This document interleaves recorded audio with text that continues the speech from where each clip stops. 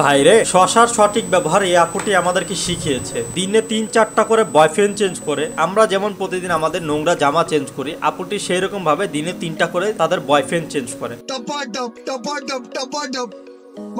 কক্সবাজারের 5 স্টার হোটেলে থেকে সিলিং ফ্যানের দিকে তাকিয়ে ঘাম ঝরিয়ে আইফোন নিয়ে আসা তো আমরা সবাই জানি, কিন্তু ভাই একটা আইফোনের জন্য জামার মতো বয়ফ্রেন্ড চেঞ্জ করা কি ভাই ঠিক? চিন্তা করেন ভাই, বিটিভি এখনো বাম্পার ফলন নিয়ে একটা প্রতিবেদন তৈরি করে নাই। বিষয়টা জানার পর আমি খুবই হতাশ হয়েছি। তাদের উচিত ছিল কক্সবাজারের হোটেলে এই লিঙ্ক ব্যবসায়ীগুলো চাষি কে এবং কারা এই ছোট লেবু থেকে এত বড় জাম্বুরার চাষ করছে এবং কোন চাষি করছে, এই বিষয়গুলো তুলে ধরা বিটিভির দরকার ছিল। বাংলাদেশে তো উন্নত হয়ে গেছে, সেটা আমরা অনেকে জানতাম না। বাংলাদেশের টিকটক শুরু হলো একদিন যখন ফিলিংস এর সাথে শশার কেমিস্ট্রি হতে লাগলো। ফিলিংস ইন্ডাস্ট্রিতে যে ছিল, ফিলিংস এর সাথে শশায় কনভার্ট করলেই সেই ফিলিংস ছাড়া কিছুই দেখে না। ভাইরে তিনিও শুরু করলেন বয়ফ্রেন্ড চেঞ্জ হতে লাগলো, ফিলিংস এর ভিডিও বের হতে লাগলো। কবি রিফাত চন্দ্র বলেছেন তুমি আসবে বলে স্বপ্ন দেখি আমি, আর রিদি বলেছেন তুমি ফিলিংস অন করলে বয়ফ্রেন্ড চেঞ্জ করতে থাকি আমি। তার ভিডিওর গভীরতা এতই বেশি যে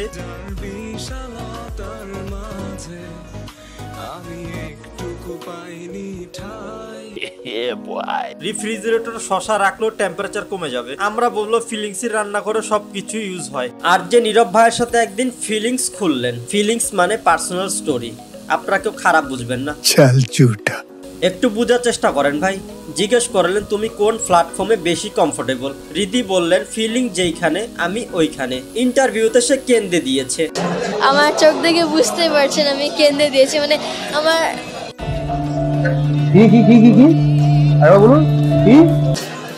আমার চোখ দেখে বুঝতে পারছেন আমি কেন্দ্রে দিয়েছি, মানে কাঁদতে কাঁদতে বলেন আপুটির মা নিজে দাঁড়িয়ে থেকে ফোন কিনে দিছে, সে কখনো কক্সবাজারে যায়নি। এভাবে কি পোল্টি মারে ভাই? ফোন হাতে পেয়ে আপুটিকে যখন শয়তানে লাড়া দিছে, তখন কিছু করতে না পেরে আপুটির বাবা আপুটিকে শিকল দিয়ে বেঁধে রাখে। এখন আমার প্রশ্ন হলো, শিকল দিয়ে বেঁধে রাখার পরও শশা কুইন আপুটি 3-4 দিন পর পর বেস্ট ফ্রেন্ডের বয়ফ্রেন্ডের সাথে কক্সবাজারে যায় কিভাবে? এক এক সময় এক এক ছেলেকে নিয়ে কক্সবাজারে গিয়ে সিলিং ফ্যানের দিকে তাকিয়ে ঘাম ঝরানো, আবার সে ঘাম ঝরানো দুষ্টু ভিডিও বানিয়ে ফেসবুকে শেয়ার করলো কিভাবে? তাহলে কি বলতে হয় সিকলটি ভালো কোম্পানি ছিল না ভাই? যদি এমন হয় তাহলে কোম্পানি বা কামারের বিরুদ্ধে আইনগত ব্যবস্থা নেওয়া উচিত ছিল।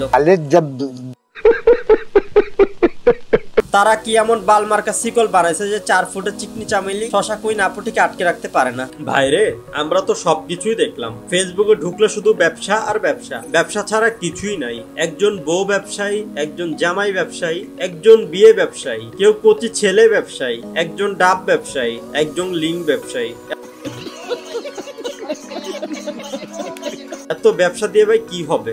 এত ব্যবসায়ী দেখার পর ভাই ফেসবুক থেকে আমার মন বাদে অন্য কিছু উঠে গেছে। দেখেন ভাই, আগে শুনতাম নিচতলা ভাড়া দিয়ে 2তলা চলে, এখন দেখি নিচতলা আর 2তলা ভাড়া দিয়ে 3তলা চলে, আবার নিচতলা 2তলা ভাড়া দিয়ে এখন নাকি খাওয়া আইফোনও পাওয়া যায়। কবি রিফাত চন্দ্র বলেছিলেন দুধ না খেয়ে বড় হলো যারা, তারা ভুল পথে ধরে। কথাটা সত্যই ভাই।